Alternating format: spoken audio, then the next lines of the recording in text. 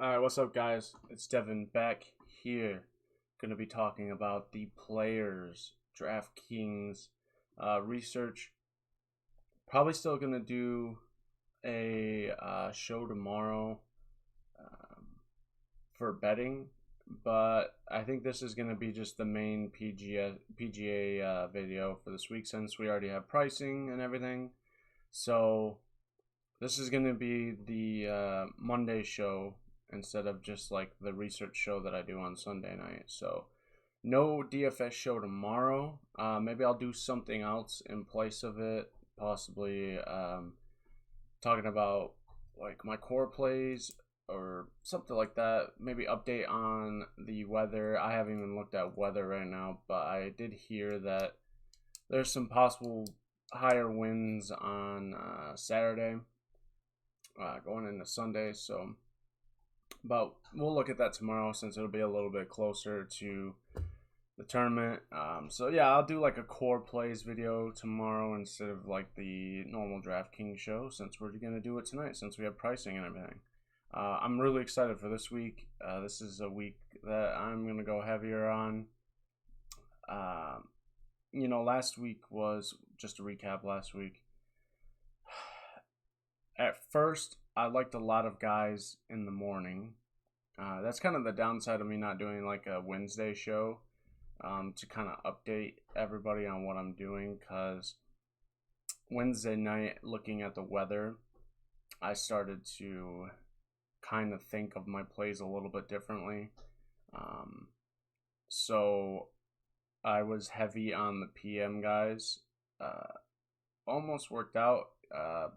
Almost had a 6 for 6 in my single entry lineup. It looked good. Bo Hostler.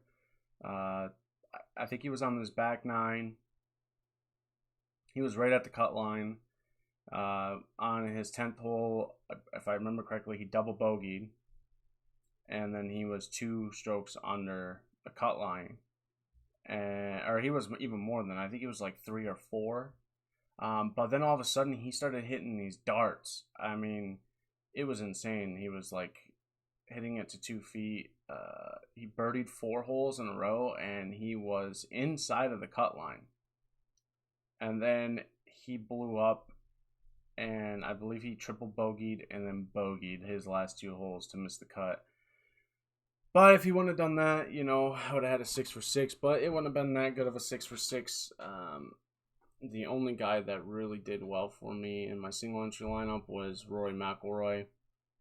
I would have been fine with Scotty Scheffler in that lineup as well. I was just worried about Scotty in the wind.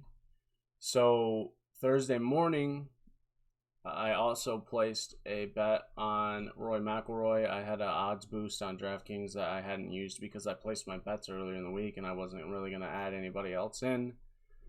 But then I started thinking maybe I'll add one of these big guys that's in the PM wave. So that happened to be Rory. He didn't look too good the first 2 rounds. He made the cut. Kind of brought it back a little bit in the 3rd round. And before the 3rd round started, I placed a live bet on Rory at 40 to 1 to win. Didn't really think anything of it. And man, he almost had it.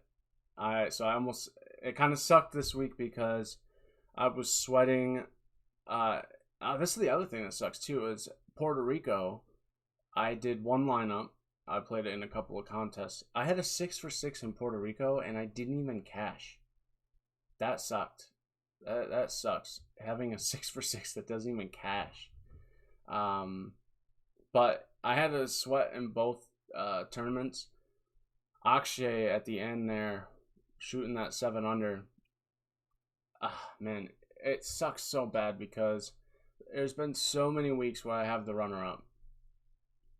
And it happened this week in both PGA Tour events that were going on this weekend. I had Akshay runner-up in Puerto Rico, and I had Rory McIlroy runner-up at the Arnold Palmer. And it sucked because it was a good chunk of change because I had Akshay at 28 to 1, with the original odds boost, the before tournament bet I placed on Rory, I had him at 11.5 to 1, and then I placed that 40 to 1 live bet on him on Saturday. It sucks having them both be runner-ups, and but it was close. I've been close, but good thing. The one thing that's turned around this week was I didn't waste a big guy. I almost went with Scotty Scheffler in my one and done. I had him, and then I had the weather concerns, so I switched to Rory McIlroy, and I got a second place finish out of Rory McIlroy. So that got me moved up a little bit, thankfully. But yeah, so we're just gonna kind of forget this week. Unfortunately, man, Puerto Rico was unfortunate. It was just unfortunate because I would have been so far in the green if they both won. That would have just been awesome, but it is what it is. I'm getting a lot of runner-ups, and it feels good to be getting runner-ups betting-wise, but it doesn't feel good because I don't win any money doing it. So I keep telling myself, why am I not just betting on the site that gives me each ways? But the numbers on DraftKings have just been better than most places. I wish DraftKings offered each ways, because I would fire them on DraftKings, but it is what it is. So moving forward into the players, I'm really excited for this week. I'm going heavy this week. Betting, I'm going heavy in DFS. I'm going to place a few of the bigger single entry lineup, like the $100, $200. I'm looking at those. I haven't really done those in a little bit, but I'm probably going to fire on them this week. And I've been sitting here for like the last 2 hours just kind of looking at everything, and I'm liking what I am getting.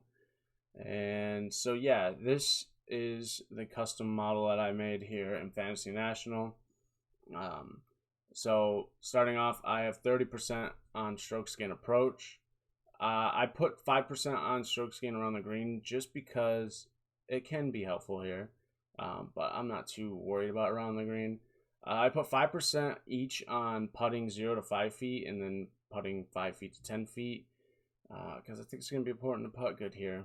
10% on opportunities gained, 10% on strokes gained ball striking, 10% on strokes gained par 4, 10% on strokes gained par 5, 10% on fairways gained, and then I put 5% on proximity 200 plus, and I'm liking what I'm seeing, what's coming out. So let's go ahead and throw this in. I'm going to do two models here. One with just no add-ons, just straight what comes out. And then in the other tab here, I have the same model, but I selected Pete Dye courses, and just to see who plays well on Pete Dye courses. So getting into this, we're just going to go down the salary ranges. So we're going to talk about the 4 guys up top that are 10K plus. So you have Jon Rahm at 11.8, Rory McIlroy at 11 flat, Scotty Scheffler at 10.6, and Xander Schauffele at 10 flat. I'm going to be honest. I think I'm skipping this range altogether this week. I know Rory has won here. He's had some good results. Jon Rahm has done decent here. And Xander's only had one good, decent performance here. He finished runner-up, I believe it was first year playing it. But after that, he hasn't done well. I'm pretty sure, if I remember correctly, he's missed like every cut after that. So because of the volatility of this tournament, I think I'm just going to pass on these guys. I feel like playing these guys kind of restrains what you can do in your lineup, especially if you're playing like Jon Rahm or Rory McIlroy. These guys are going to be a little bit less owned this week because I think a lot of people are going to skip down to the 9K range and are going to like what they see in the 9K range, because some of these guys lower down, it just seemed like they're a little mispriced. So for me, I'm not playing any of these guys. I'm going to pass. There's nothing wrong with any of these guys. But I just don't want to constrain my lineups because I really don't want to be playing these guys that are in the 6K range. I don't want to be playing any guys in the 6K range this week.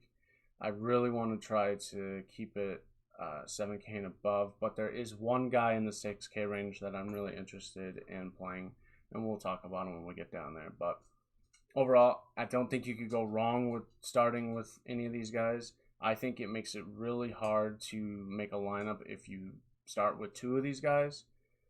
So that's going to be kind of a contrarian play this week, but I'm just going to skip and start in the 9K range because I like what I see in the 9K range.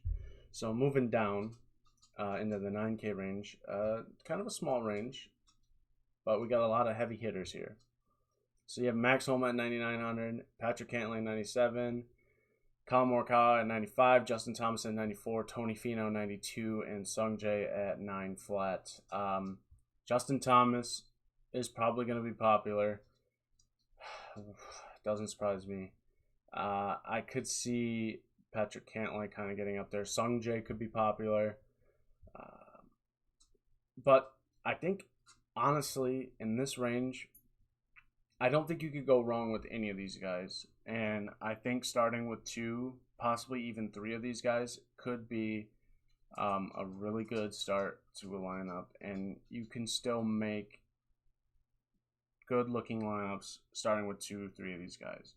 Now, if you go with three of them, you're going to have to dip into the 6K range. But there are some great plays in the low 7K range.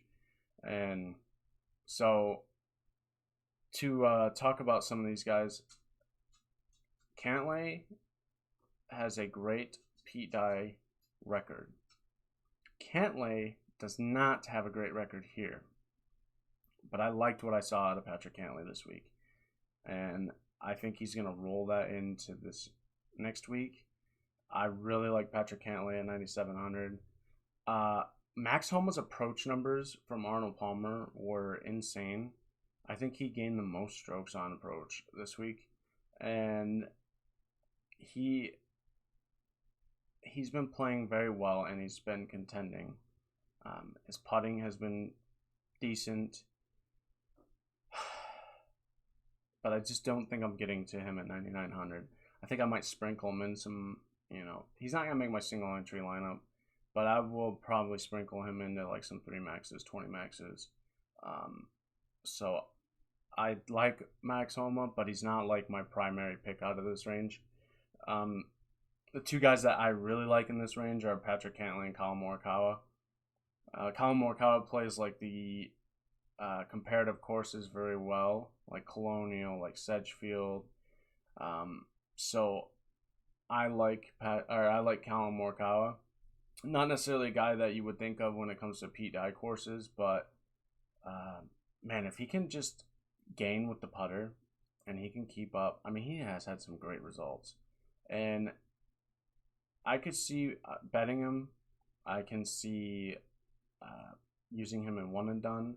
I could see the same thing for Patrick Cantlay. I'm going to be betting Patrick Cantlay. I'm going to be betting Colin Morikawa.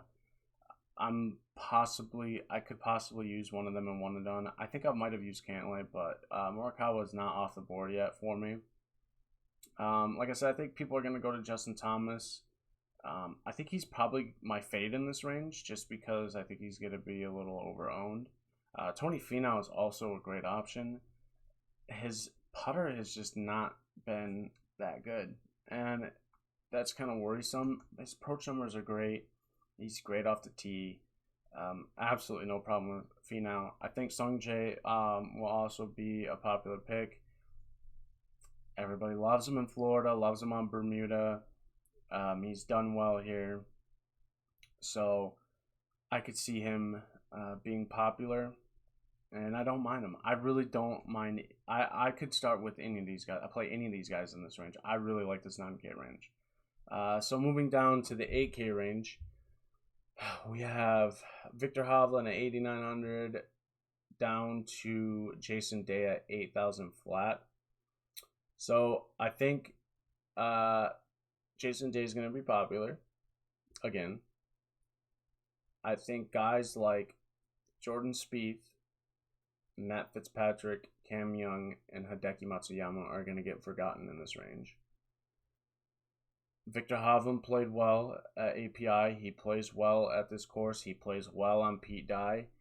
So I could see Victor Hovland being decently owned at 8,900. Same thing with Will Zalatoris. I just don't see it for Will here. I don't want to play him. I have no problem with him being picked, but I'm gonna pass on him. I kind of like Jordan Spieth. The only thing that worries me with Jordan Spieth is his putter, and I think that's gonna be big. You need to putt, and I don't know. I like him, but I also don't like him. He's probably not gonna be popular, which is another reason why I like him. But what I really like is this low 8K range. I think Tyrrell Hatton's gonna be popular again.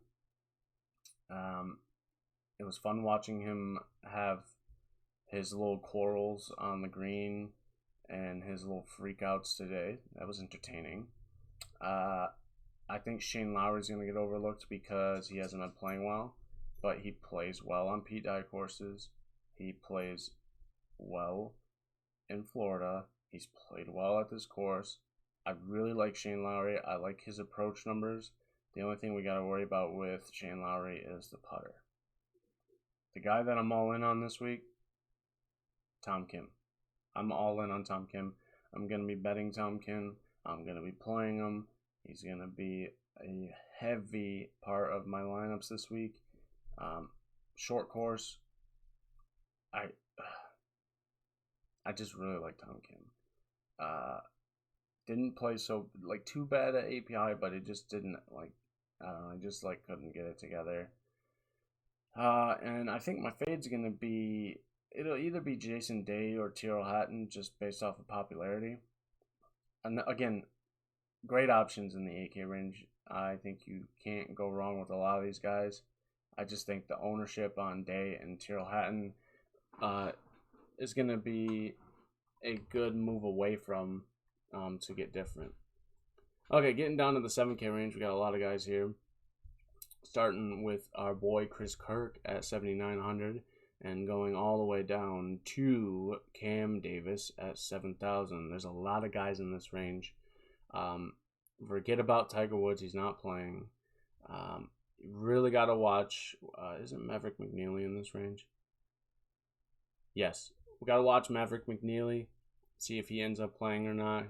That shoulder is really not good for him right now. Anybody else? Daniel Berger's not playing, so ignore Daniel Berger. But I think other than that, the rest of that, everyone else should be playing. So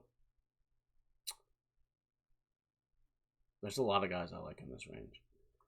I like Keegan, but Keegan's going to be really popular. He has great course history here. He does everything that you need to do here, except for, I guess, putt good. But if he has a good putting week, hey, he could get it done. He's going to be really popular. I like him, but he's going to be really popular, and I'm just going to stay away from him. Tommy Fleetwood has been good at this course. See where he's at, ownership-wise. As of right now, he's not really a guy I'm getting to a whole lot, and it's not really popping up a whole lot for me, so I'm good there. Good on Sam Burns. I did suggest playing him last week. I hope he didn't. Sorry. He was in the bad wave. He also just didn't play good, so there's that. Siwoo, great on Pete Dye, great at Players. Highly volatile player at a highly volatile course, but he's got a lot of upside. He's probably going to be a popular option this week. I might still get to him. As of right now, I'm kind of not getting to him. Another guy that's probably going to be popular this week is Corey Connors. He's got a good track record here. He's playing well right now. People are probably going to go back to him, especially at 7,400. But the guy that I like a lot that's in the same range as him and is right underneath him is Tom Hoge. Tom Hoge does everything you want here. He's number 1 in approach in this field. He's 15th in opportunities gained, 15th in ball striking. Not that good around the green, but like I said, I'm not really taking that into like a really big account here. I just wanted to kind of see it because it plays in a little bit if you miss these greens. Not the best putter, but man, his approach numbers are insane. I really like him. He has a decent course history here. He hasn't missed a cut in the last 3 years. Nothing like too spectacular. He's got like some tied for 30th, tied for 20th. But I like Hoagie a lot, and I don't think he's going to be popular. Another guy that I really like in this range is Russell Henley. Only problem with Russell Henley is he hasn't really been playing that well. But the things that he's good at are what you need to be good at here. Great at gaining fairways. He is a great wedge player, great iron player. He just hasn't been playing that good, and I think because of that, he's not going to be popular, but he has a great track record here. I believe he's also good at Pete Dye. We'll see that when we flip over, but I really like Russell Henley. So I like Tom Hoagie. I like Russell Henley. I'm not really looking at like these upper 7K guys. The only guys I would look at, and they're more mid-range guys, are Siwoo Kim and Keegan Bradley. But like I said, the ownership kind of gets me away from it. Keith Mitchell will probably be really popular at 7,400. That's why I like, because you got Connors and Keith Mitchell here. I really like Hoagie, and Henley. But moving down a little bit more, I don't know. I just don't see it like really anything that pops to me here. Adam Hadwin, I could see doing well here. Good on the shorter courses. Harris English, after finishing tied second with Rory here at API, I think you could see his ownership jump up at 7K, but I like him. He has a good track record here. He's got a great track record in Florida. So if he's really found his game like he did this week and he continues it into this week, I like him at 7K. And I don't know, there's not really anybody else down here I like. I really like Hoagie. I really like Henley.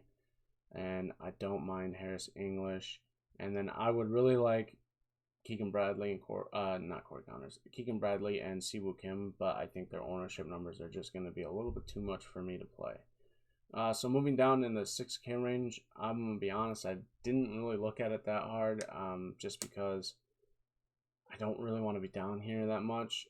But there are a couple of guys that I would like to point out. First, Joel Damon, he does some of the things that we like to see here. Great at gaining fairways. He's a good ball striker, good on par fours. His approach numbers aren't that good, but he has got it done here before with a good finish. Also, Jonathan Vegas, he's had some good finishes here. I think this course takes away his weapon, which is his driver. But he hasn't been too bad, ball striking. He's great on par fives, great on proximity 200 plus. So I think that's a good look. But the guy that I'm really looking at here, and it could be just because he played well this week and I'm going to be an idiot for doing it, but I like Webb Simpson. He's won here before. He plays Pete Dye courses really well. If he found something this week and it carries into next week, you could see Webb contending possibly, because he's done it before and he has a great track record here. His numbers don't look good, but I'm willing to maybe it's kind of like Harris English, because didn't Harris English finish well somewhere else? Was it at Genesis? He finished well at Genesis, then he missed the cut at Honda when everybody went to him at 10% ownership. And then he comes out this week and he plays well. So, again, maybe Harris English has found something. And I'm hoping possibly, Webb Simpson found something this week as well. And he can carry it into this week. He's been making cuts. He made the cut at Phoenix. He made the cut at Honda. Not great finishes.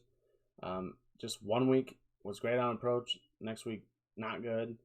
And the putter has just not been good. But I'm curious to see. I guess we can look at it tomorrow when Fantasy National updates and puts in the data for Arnold Palmer. We could take a little bit closer look at Webb Simpson in that video. But hey, maybe he found something, and maybe he can, get hot at a course that he's been good at in years previous. There's not really much else. I don't want to dip down too far. Maybe Sam Ryder again. Great on approach, which you need here. He's been contending at some of these events recently. He's good on Bermuda.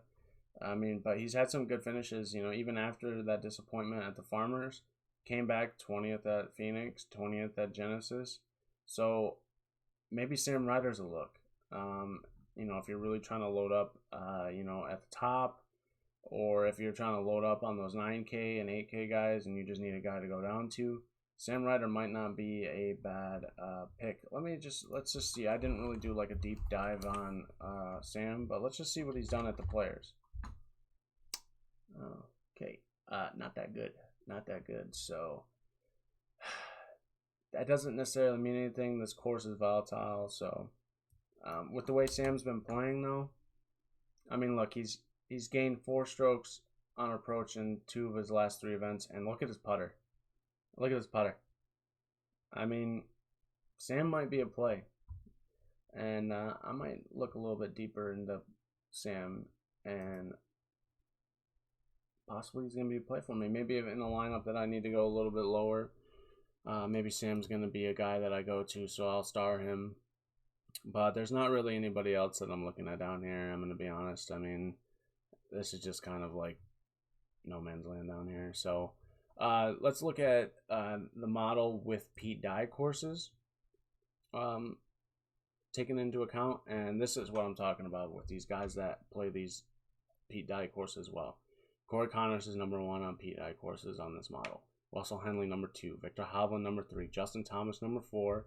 Shane Lowry 5. Chris Kirk 6. Forget about Daniel Berger. Keegan Bradley 8. Doug Gim at 6,100 is 9th, and that's because he's played well here. He had a really good finish here recently. But I don't know, he hasn't been playing good, so I wouldn't take that one into account.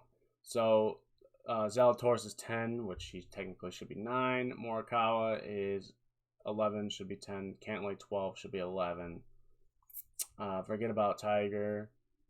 Some other guys, Sungjae, Hideki, Rory, Webb at 24. Brian Harmon is interesting as well, but yeah, I don't know. I think Corey Connors is going to be really popular, but playing Russell Henley is going to be risky just because of the way he's been playing recently. So we'll do I'll kind of do some more research. This is basically the main PGA show, but I'll still put out something else tomorrow night as well, talking a little bit more about what I'm really doing. And so yeah, hopefully this helps you guys out. Really looking forward to it. Hopefully maybe we can get an outright winner this week. I've been doing pretty well. We've had a few runners up. I go from a win, and then at Honda, and then at Genesis who did I have at Genesis that was close? I don't remember, but I don't even have my phone, but someone was close at Genesis. Oh, it was Homa. I hit Homa as well. So I've hit Homa, Kirk, another runner-up this week. It just seems like I've been pretty good with the outright. So look out for the betting show tomorrow, because I think DraftKings will probably, there's odds out now. I guess we could take a look at that real quick if you want. But these are gonna change, so I don't know. Let's see where we at. Where is golf? Players. All right, let's just take a look. These odds are gonna adjust though. Don't like these top guys. Don't like Justin Thomas at 16-1. I wish Colin was at like 20. Cantlay at 20 I like, but these odds might change a little bit.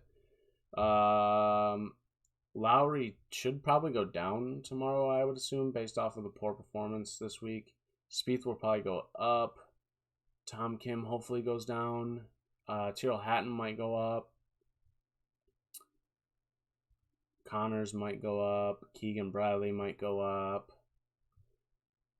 So, I mean, if you want one of these guys that are possibly going to go up, I don't mind betting them now. But, yeah, I wouldn't be betting on, like, these big guys. I like Colin, Cantlay, Fina Homa, Hovland, Lowry, Tom Kim, Siwoo Kim, if his number drops, Tom Hoagie at 80, Russell Henley at 80. Look at Kurt Kitayama at 80. He was just 200 to 1. That's insane. Anybody else on here? Webb at 130. That's interesting. But yeah, we'll do a betting show tomorrow when the odds update and other, odds come out for like top 5, top 10. So yeah, well, hey, good luck this week. Hopefully this video helps out. Like I said, gonna do something in place of the regular PGA show for DraftKings, probably like a core plays video. That'll be a little bit shorter, sweeter. And then also the betting show. This helps you out. Leave a like, leave a comment. Let me know who your favorite play this week is for DraftKings. Anyone. I mean, if it's a favorite, if it's somebody down low, just let me know. I'd like to hear that. And remember, when we get to 50 subscribers, we're doing a giveaway. We're at 17, so we're kind of getting up there. And yeah, so good luck everybody this week. If you don't tune into any of the other videos this week, and let's go get some money this week. It's a big week. $1 million to first, and that's $25. So hey, we'll be in it, and hopefully maybe we'll get it and get the seat in the Tournament of Champions. So good luck everybody, and I hope everybody wins some money.